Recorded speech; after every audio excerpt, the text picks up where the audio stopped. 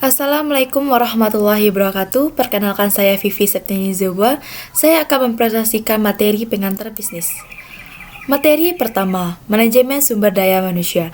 Manajemen adalah suatu seni mengarahkan orang lain untuk mencapai tujuan dalam suatu organisasi melalui planning, organizing, actuating, controlling sumber daya manusia secara efektif dan efisien. Jadi, manajemen sumber daya manusia atau MSDM adalah proses serta upaya merekrut, mengembangkan, memotivasi, serta mengevaluasi keseluruhan sumber daya manusia yang diperlukan perusahaan dalam mencapai tujuannya. Proses manajemen SDM. Perencanaan SDM, suatu analisis sistematis dari pekerjaan dalam suatu organisasi. Penyediaan SDM, merekrut dan menyeleksi. Pengembangan SDM, pelatihan dan pengembangan. Pemeliharaan SDM, kompensasi dan tunjangan. Mengoptimalkan SDM, promosi, demosi, transfer, dan separasi. Hierarki kebutuhan Maslow, individu harus memenuhi 5 kelompok kebutuhan. Pertama, kebutuhan fisiologi. Kedua, kebutuhan keamanan. Ketiga, kebutuhan diterima orang lain. 4, penghargaan diri. 5, aktualisasi diri. Materi kedua, pemasaran. Adalah suatu sistem keseluruhan dari kegiatan bisnis yang ditunjukkan untuk merencanakan, menentukan harga, mempromosikan, dan mendistribusikan barang dan jasa yang memuaskan kebutuhan konsumen. Komponen pemasaran 7P. Produk, segala bentuk hasil usaha yang ditawarkan ke pasar untuk digunakan atau dikonsumsi sehingga bisa memenuhi kebutuhan dan keinginan masyarakat. Price atau harga adalah proses menentukan berapa yang diterima perusahaan dalam penjualan produknya. Place atau tempat berfokus pada tempat atau lokasi di mana perusahaan Anda berdiri. Promosi adalah kegiatan yang berhubungan dengan teknik yang paling efektif dalam menjual produk. People atau orang, faktor sumber daya manusia yang sangat menentukan maju atau tidaknya sebuah perusahaan. Proses di sini mencakup bagaimana cara perusahaan melayani permintaan tiap konsumennya, mulai dari konsumen memesan hingga akhirnya mereka mendapatkan apa yang mereka inginkan. Physical evidence, tampilan fisik, tempat usaha akan menjelaskan bagaimana penataan bangunan dari suatu perusahaan. Materi ketiga, manajemen produksi dan operasi. Operasi adalah aktivitas dan proses yang digunakan untuk membuat produk tertentu berwujud atau tidak berwujud.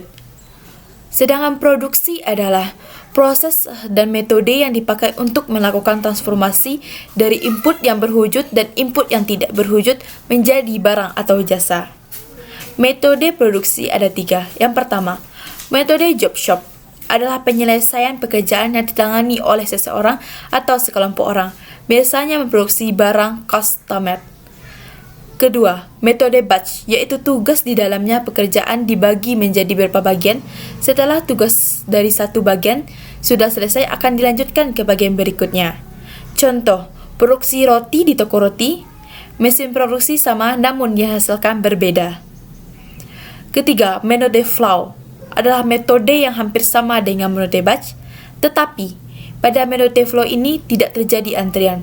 Tugas dikerjakan secara kontinu, mengalir dari bagian ke bagian. Contohnya, televisi, smartphone, DVD player, dan laptop.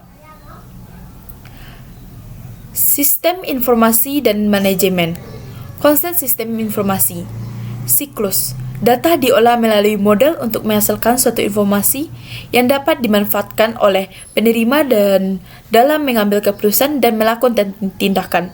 Data yang masih belum diolah akan disimpan dalam bentuk basis data. Kualitas. Akurat. Informasi harus bebas dari kesalahan-kesalahan yang tidak menyesatkan. Tepat waktu. Informasi yang datang ke penerima tidak boleh terlambat. Relevan.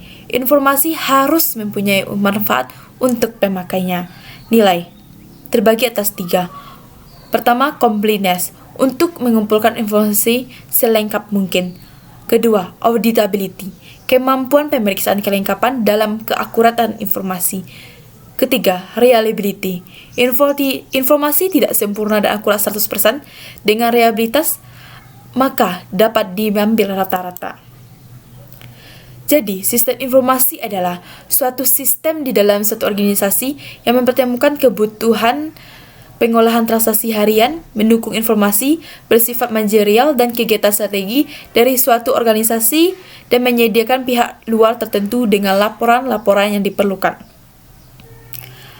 Pengertian data adalah fakta yang dikumpulkan dari pengukuran atau pengamatan, sedangkan informasi adalah arti, hubungan, dan penafsiran data yang mengizinkan seseorang untuk membuat keputusan. Materi berikutnya, fungsi akuntansi dan analisis keuangan. Fungsi akuntansi menunjang dari manajemen dalam pencatatan transaksi perusahaan, harta, dan kekayaan.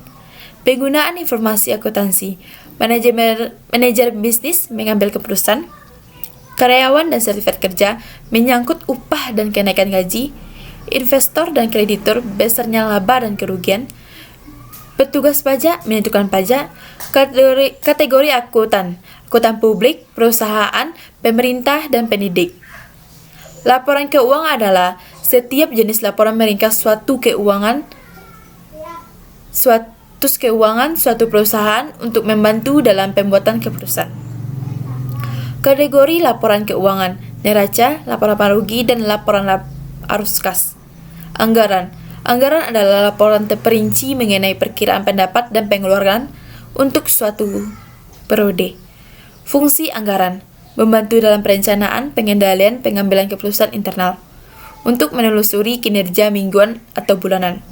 Klasifikasi rasio keuangan, rasio solvabilitas, rasio profitabilitas, dan rasio aktivitas.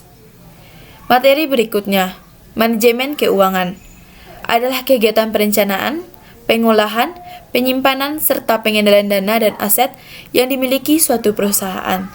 Keuangan, penentuan investasi jangka panjang, mendapatkan dana untuk membayar, memimpin kegiatan keuangan harian. Klasifikasi modal terbagi atas dua, modal jangka pendek dan modal jangka panjang. Saham adalah sebuah bukti kepemilikan nilai sebuah perusahaan. Investasi saham terbagi atas dua, saham biasa, saham yang diterbitkan oleh perusahaan mapan yang mampu menyediakan pendapat yang aman dari dividen yang konstan. Kedua, saham preferensi, di mana harga penarikan disepakati antara perusahaan dan pemegang saham. Obligasi adalah surat berharga atau sertifikat yang berisi perjanjian antara perusahaan emiten sebagai peminjam dana dengan investor sebagai pembagian dana. Sumber obligasi, sumber dari pemerintah daerah, dan perusahaan. Sekian hasil diskusi presentasi saya. Kalau ada salah dan jangkalnya, saya mohon maaf. Wabillahi taufiq hidayah. Assalamualaikum warahmatullahi wabarakatuh.